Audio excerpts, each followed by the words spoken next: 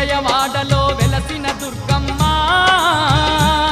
నీ పూజకు పువ్వులు తెచ్చినమమ్మ మెడలో దండలు వేసినమమ్మ మెండుగ మమ్ము దీవించరావమ్మ